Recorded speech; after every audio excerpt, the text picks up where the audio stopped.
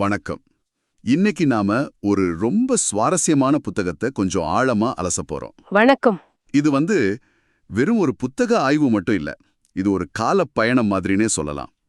நாம பார்க்க போறது ஃப்ளோரன்ஸ் ஸ்கோவல் ஷின் எழுதின தி மேஜிக் பாத் ஆஃப் இன்ட்யூஷன் புத்தகத்தோட சாராம்சத்தை. ஆமா, இந்த புத்தகத்தோட பின்னணி கதையே ஒரு சினிமா மாதிரி இருக்கும். இதோட எழுத்தாளர் ஃப்ளோரன்ஸ் 1940லயே இறந்துட்டாங்க. அப்படியா? ஆமா. ஆனா கிட்டத்தட்ட ஒரு 70 வருஷத்துக்கு அப்புறம் 2012ல அவங்க எழுதி ஆனா வெளியிடப்படாத ஒரு கையெழுத்து பிரதிய ஒரு பழைய புத்தக வியாபாரி கண்டுபிடிக்கிறார். வாவ்! அந்த புதையலை தான் பிரபல எழுத்தாளர் லூயிஸ் ஹே ஒரு புத்தகமா வெளியிடுறாங்க. 70 வருஷம் கழிச்சு கிடைச்ச ஒரு ஞான பெட்டகம்னு சொல்லலாம். காலத்துல உறைஞ்சு போன ஒரு ரகசியம் மாதிரி. அப்போ 1940கள்ல எழுதப்பட்ட இந்த ஐடியாக்கள் இன்னைக்கு இருக்கிற நம்ம வாழ்க்கைக்கு, நம்மளோட டென்ஷனுக்கு, நம்ம இலக்குகளுக்கு எந்த அளவுக்கு பொருந்தும்? அதுதான் இதுல சுவாரஸ்யமே. நம்மளோட உள்ளுணர்வு, எண்ணங்கள், வார்த்தைகள் இதையெல்லாம் வச்சு ஆரோக்கியம், செல்வம், மகிழ்ச்சியை அடைய முடியும்னு இந்த புத்தகம் சொல்லுது. அது உண்மையிலே சாத்தியமா? எப்படி சாத்தியம்னு உங்களுக்கு விளக்குறது தான் இந்த உரையாடலோட நோக்கம். நிச்சயமா. இது ஏதோ மேஜிக்னு தலைப்புல இருந்தாலும் இது ஒரு விதமான மனோதத்துவ விளையாட்டு. நம்ம மனசோட விதிகளை புரிஞ்சுக்கிட்டு அதை நமக்கு சாதகமா எப்படி பயன்படுத்துறதுன்னு தான் இந்த புத்தகம் சொல்லி கொடுக்குது. சரி, அப்போ அந்த விளையாட்டு எங்கிருந்து தொடங்குது? புத்தகத்தோட முதல் அத்தியாயமே உள்ளுணர்வு, அதாவது இன்ட்யூஷன்ல இருந்து தான் ஆரம்பிக்குது. இதுதான் எல்லாத்துக்கும் அடித்தளம்னு சொல்லுது. கரெக்ட். ஆசிரியர் ஒரு அருமையான ஓமையோட ஆரம்பிக்கிறாங்க. ஜபோ செய்யறதுங்கிறது நீங்க கடவுள்கிட்ட போன்ல பேசுறது மாதிரி. ஆனா உள்ளுணர்வுங்கிறது கடவுள் உங்ககிட்ட திரும்ப போன்ல பேசுறது. இந்த ஒரு வரையில ஒரு பெரிய தத்துவம் இருக்கு. ஆமா, கேட்கவே நல்லா இருக்கு. நம்ம கிட்ட 2 விதமான மனம் இருக்குன்னு புத்தகம் சொல்லுது. ஒன்னு ஆழ்மனம், அதாவது சப்கான்ஷியஸ் மைண்ட். இன்னொன்னு super conscious mind, super conscious mind. Okay, இந்த சூப்பர் கான்ஷியஸ், சப்கான்ஷியஸ் இது கேட்க கொஞ்சம் குழப்பமா இருக்கே. எளிமையா சொன்னா இதுக்கு என்ன வித்தியாசம்? சொல்றேன். ஒரு உதாரணத்தோட சொல்றேன். உங்க ஆழ்மனம்ங்கிறது ஒரு சக்தி வாய்ந்த இன்ஜின் மாதிரி. இன்ஜின். ஆமா, அதுக்கு திசையெல்லாம் தெரியாது. நீங்க என்ன கட்டளை கொடுக்கறீங்களோ அதை நோக்கி முழு சக்தியோட போகும், அவ்வளவுதான். ஆனா அந்த சூப்பர் கான்ஷியஸ் மனம்ங்கிறது ஒரு அனுபவம் மிக்க டிரைவர் மாதிரி. அதுக்கு சரியான பாதை எது, எங்க போனா இலக்க அடையலான்னு தெரியும். அந்த டிரைவர் உங்களுக்கு கொடுக்கற வழிகாட்டுதல் தான் உள்ளுணர்வு. கடவுளோட குரல்னு அவங்க சொல்றது இதத்தான். அப்போ நம்ம ஆழ்மனம் கிட்ட தப்பான கட்டளையை கொடுத்தா அது தப்பான திசையில முழு வேகத்துல போயிடும், இல்லையா? மிகச்சரியா. சரி, அப்போ இந்த உள்ளுணர்வுங்கிற டிரைவரோட பேச்சு கேட்கறது எப்படி? அந்த போன் காலை நம்ம எப்படி அட்டெண்ட் பண்றது? அதுக்கு புத்தகம் ஒரு ரொம்ப எளிமையான டெக்னிக் சொல்ற. ராத்திரி தூங்க போறதுக்கு முன்னாடி உங்க மனசுக்குள்ள காலையில நான் என்ன செய்யணும்னு எனக்கு தெரியும் அப்படின்னு நம்பிக்கையோட சொல்லிட்டு படுங்க. அவ்வளவுதானா? ஆமா. காலையில நீங்க எழுந்திருக்கும் போது உங்க மூட முழுசா முழிச்சு தர்க்க ரீதியா யோசிக்க ஆரம்பிக்கிறதுக்கு முன்னாடி சில எண்ணங்கள் பளிச்சுன்னு தோணும். ஆமா, சில சமயம் தோணும். அதுதான் உங்க உள்ளுணர்வின் குரல். அது ஒரு திடீர் யோசனையா இருக்கலாம், இல்ல ஒரு நபரை தொடர்பு கொள்ளணும்னு தோணலாம். அதை நாம அலட்சியப்படுத்தக்கூடாது. இது ஒரு விதமான நம்பிக்கை விளையாட்டு மாதிரி இருக்கு. இது அடுத்ததா நீங்க சொன்ன செயல் நம்பிக்கை, அதாவது ஆக்டிவ் ஃபெய்த் அப்படிங்கிற ஒரு முக்கியமான கருத்துக்கு நம்ம கூட்டிட்டு போகுது. ஆமா. ஒரு விஷயத்துக்காக வேண்டிக்கிட்டா மட்டும் போதாது, அது கிடைச்சிட்ட மாதிரியே நடந்துக்கவும் ஆரம்பிக்கணும்னு புத்தகம் சொல்லுது. ஆமா, இதுதான் இந்த தத்துவத்தோட மையப்புள்ளி. நீங்க ஒரு விஷயத்த கேட்டதுக்கு அப்புறம் அது கிடைக்க போகுதுன்னு தயாரா இருக்கணும். உதாரணத்துக்கு, ஒரு பெண் தனக்கு பெரிய அளவுல பணம் வரணும்னு ஆசைப்பட்டா. சரி. அவ வெறும் ஆசைப்படாம அந்த பணம் வந்தா எப்படி உணர்வாளோ அந்த உணர்வை உருவாக்க ரொம்ப விலை உயர்ந்த ஃபேஷன் பத்திரிகைகளை வாங்கி படிக்க ஆரம்பிச்சா. ஒரு நிமிஷம், இது கொஞ்சம் முரணா இல்லையா? கையில காசு இல்லாதப்போ விலை உயர்ந்த பத்திரிகை வாங்குறது கொஞ்சம் பொறுப்பற்ற செயல் மாதிரி தெரியலையா? இந்த செயல் நம்பிக்கைக்கும் யதார்த்தத்துக்கும் உள்ள கோடு எங்க இருக்கு? நல்ல கேள்வி. இது பணத்தை விரயம் செய்யறது பத்தினதில்ல. இது உங்க ஆழ்மனசுக்கு நீங்க அனுப்புற சமிக்ஞை, அதாவது சிக்னல் பத்தினது. ஓ. அந்த பெண் அந்த பத்திரிகையை வாங்குறதன் மூலமா நான் இந்த வளமான வாழ்க்கைக்கு தகுதியானவள், நான் தயாராக இருக்கிறேன் அப்படின்னு அவளோட ஆழ்மனசுக்கு ஒரு ஆழமான செய்தியை அனுப்புறா. இது வெறும் கோரிக்கை இல்ல, இது ஒரு ப்ரிப்பரேஷன். ப்ரிப்பரேஷன் புரியுது. உங்க ஆழ்மனம் நீங்க என்ன சொல்றீங்கன்னு பாக்குறத விட நீங்க என்ன உணர்றீங்க, எப்படி நடந்துக்கிறீங்கன்னு தான் அதிகமா கவனிக்கும். சரி, அப்போ நம்ம அக உலகம், நம்ம உள்ளுணர்வு, நம்பிக்கை இதெல்லாம் ஒரு பக்கம். ஆனா வெளி உலகம் ஒரு விளையாட்டு மாதிரி, அதுக்கு சில விதிகள் இருக்கணும் இந்த புத்தகம் சொல்லுது. இதுல எனக்கு ரொம்ப சுவாரஸ்யமா பட்டது நம்ம வார்த்தைகளோட சக்தி பத்தின பகுதி. உங்கள் வார்த்தையே உங்கள் மந்திரக்கோள் அப்படின்னு சொல்றாங்க. ஆமா, இது ஒரு சக்தி வாய்ந்த கருத்து. வாழ்க்கை ஒரு பூமராங் விளையாட்டு மாதிரி. நீங்க என்ன வார்த்தைகளை, என்ன எண்ணங்களை வெளியே அனுப்புறீங்களோ அதுவே உங்ககிட்ட திரும்பி வரும். ம். உதாரணமா, எனக்கு எப்பவுமே அநீதி தான் நடக்குது, எல்லாரும் என்னை ஏமாத்துறாங்க அப்படின்னு நீங்க திரும்ப திரும்ப சொன்னா இல்ல நினைச்சா, உங்கள ஆழ் மனசுல அந்த படிமம் ரொம்ப ஆழமா பதிஞ்சிடும். அதுக்கப்புறம் அது போன்ற சூழ்நிலைகளையும் நபர்களையும் தான் உங்க வாழ்க்கையில நீங்க ஈர்ப்பீங்க.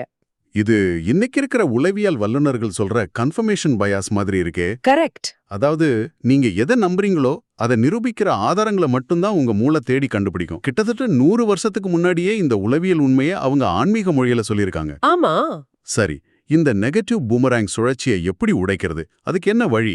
அதுக்கு தீர்வு உங்களுக்கு அநீதி இழைத்ததா நீங்க நினைக்கிற நபர்களுக்கு நல்லெண்ணத்தை அனுப்புறதுதான். புத்தகம் ஒரு அருமையான உறுதிமொழியை கொடுக்குது. என்ன அது? என் நல்லெண்ணம் என்னை சுற்றி ஒரு வலுவான கோட்டையாக இருக்கிறது. நான் இப்போது எல்லா எதிரிகளையும் நண்பர்களாக மாற்றுகிறேன், எல்லா ஒற்றுமையின்மையையும் இணக்கமாக மாற்றுகிறேன். இத சொல்லும்போது நீங்க அந்த எதிர்மறை ஆற்றலை செயலிழக்க செய்றீங்க. ஓஹோ. உங்க பூமராங் இனிமே நல்ல விஷயங்களை மட்டும்தான் சுமந்துகிட்டு திரும்பி வரும். இந்த யோசனை எதிர்ப்பின்மை விதி, அதாவது லா ஆஃப் நான் ரெசிஸ்டன்ஸ் அப்படிங்கிற அடுத்த முக்கியமான விதிக்கு நம்ம கொண்டு வருது. அதாவது ஒரு விஷயத்தை எதிர்க்க எதிர்க்க அது இன்னும் வலுப்பெறும். ஆமா. இதுக்கு புத்தகத்துல ஒரு வேடிக்கையான ஆனா ஆழமான உதாரணம் இருக்கு. உங்க நண்பர் ஒருத்தர் உங்க தொப்பி நல்லாவே இல்லைன்னு சொன்னா, நீங்க கோவப்பட்டு இல்ல என் தொப்பி நல்லாதான் இருக்குன்னு சண்டை போட்டா உங்க கழுத்துல வலி வரும்னு புத்தகம் சொல்லுது. ஆமா, இது கேட்க வேடிக்கையா இருந்தாலும் இதுக்கு பின்னாடி ஒரு ஆழமான மன உடல் தொடர்பு, மைண்ட் பாடி கனெக்ஷன் இருக்கு. அப்படியா? நாம எதிர்க்கும் போது நம்ம உடம்புல ஒரு இறுக்கம் உருவாகுது. அந்த எதிர்ப்புணர்ச்சி தான் கழுத்து வலியா மாறுது. இதனாலதான் ஆங்கிலத்துல ஒருத்தர் நமக்கு தொந்தரவு கொடுத்தா you give me a pain in the neck அப்படின்னு சொல்றோன்னு ஆசிரியர் விளக்குறாங்க. ஓ, இதுதான் அதுக்கு பின்னால இருக்கிற விஷயமா? இது வெறும் சொற்றொடர் இல்ல, ஒரு உளவியல் உண்மை. ஆமா. அப்போ கோபம், வெறுப்பு, எரிச்சல் மாதிரியான உணர்வுகள் வெறும் மன அளவிலான பிரச்சனை இல்ல, அது நம்ம உடல் ஆரோக்கியத்தையும் நேரடியா பாதிக்குதுன்னு சொல்றீங்க. மிகச்சரியா. ஆசிரியர் இத ரொம்ப தெளிவா சொல்றாங்க. இந்த எதிர்மறை உணர்வுகள் நம்ம உடம்புல ரசாயன மாற்றங்களை உண்டாக்கி நச்சுக்களை உருவாக்கி நோய்களுக்கு வழிவகுக்குது. ம். அவங்க ஒரு அருமையான வரி சொல்றாங்க. ஒரு இணக்கமான மகிழ்ச்சியான நபரின் அதிர்வும், அதாவது வைப்ரேஷனும், ஒரு நோய்க்கிருமியின் அதிர்வும் ஒருபோதும் ஒரே விகிதத்தில் இருக்காது. வாவ்.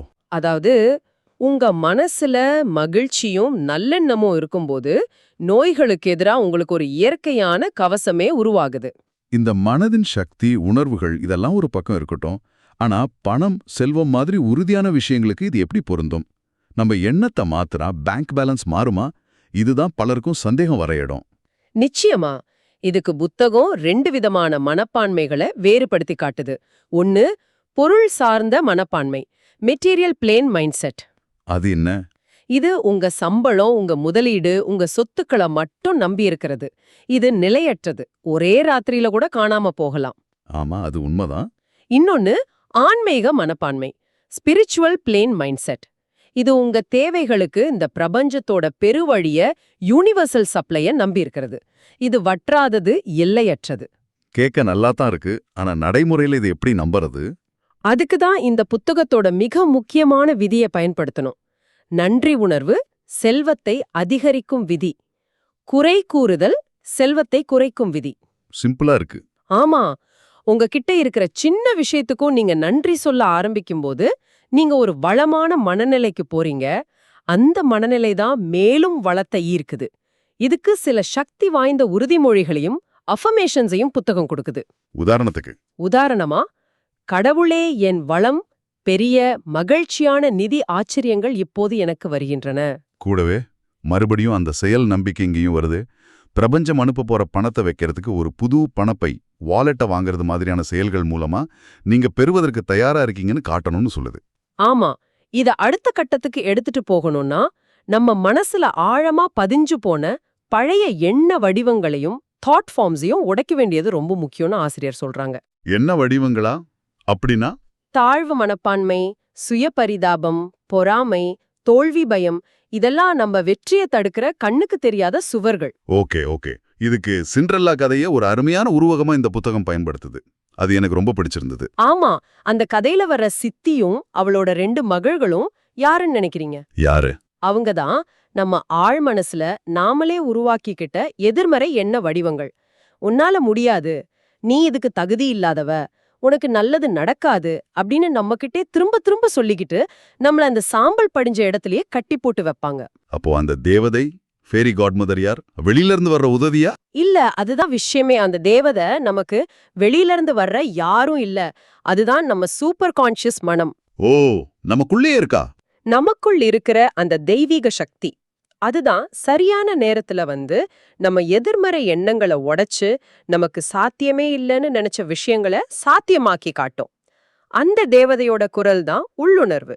நாம அதை நம்பி செயல்பட்டா போதும். சரி, இதையெல்லாம் கேட்டாச்சு. உள்ளுணர்வு, வார்த்தைகளின் சக்தி, செயல் நம்பிக்கை, எண்ண வடிவங்கள், இதையெல்லாம் ஒன்னா சேர்த்து நம்ம அன்றாட வாழ்க்கையில ஒரு மாயாஜால பாதையில நடக்கிறது எப்படி? அதுக்கு ஆசிரியர் சொல்ற பதில், நாம 4வது பரிமாணத்துல, அதாவது 4th டைமென்ஷன்ல வாழ பழகணும். 4வது பரிமாணம்னா டைம் டிராவலா? இல்ல, 3வது பரிமாணம்ங்கிறது நம்ம கண்ணால பார்க்கிற இந்த உலகம், கஷ்டங்கள், தடைகள், பற்றாக்குறை, நோய், இது ஒரு மாயத் தோற்றம்னு புத்தகம் சொல்லுது. ஆனா 4வது பரிமாணம்ங்கிறது உண்மையான உலகம்.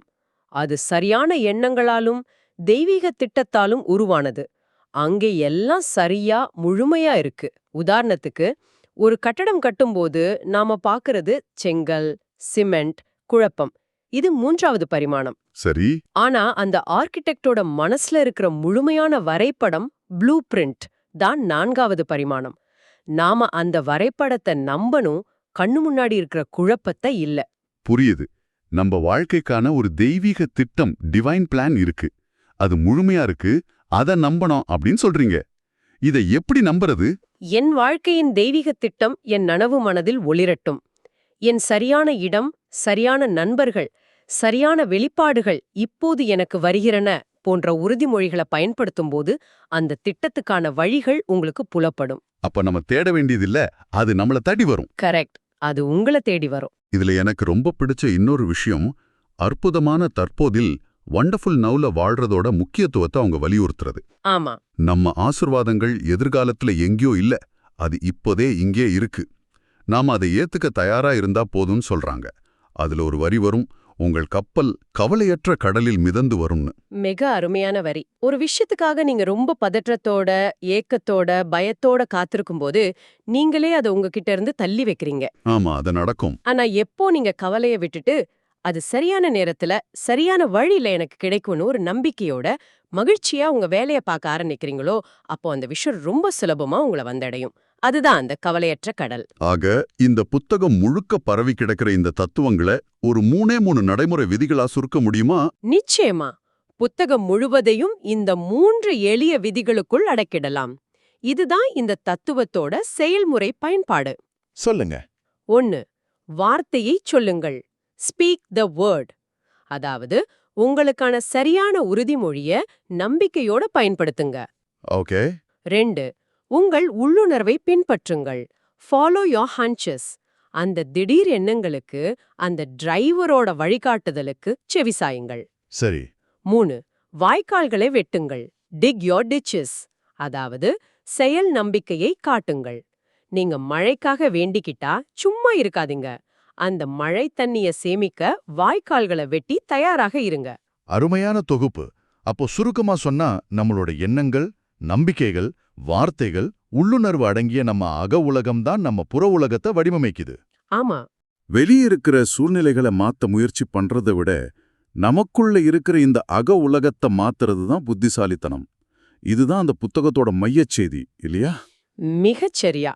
உங்க வாழ்க்கையின் திரைக்கதைய நீங்க தான் எழுதி, இயக்கி, நடிக்கிறீங்க.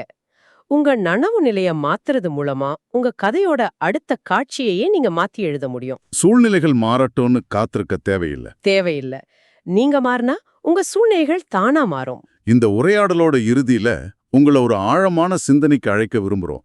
இந்த புத்தகத்துல வர்ற ஒரு முக்கியமான வரி, உங்கள் இதயத்தின் ஆசை பழுத்திருக்கிறது, ஆனால் நீங்கள் இன்னும் பச்சையாக இருக்கிறீர்கள். இதோட அர்த்தம் என்னன்னா, நாம ஆசைப்படுற ஒரு விஷயம் நமக்காக தயாரா தான் இருக்கு. ஆனா அதை சரியா கையாள்ற அளவுக்கு நாம இன்னும் வளரல, பக்குவப்படல. இன்னைக்கு நீங்க இத பற்றி யோசிங்க.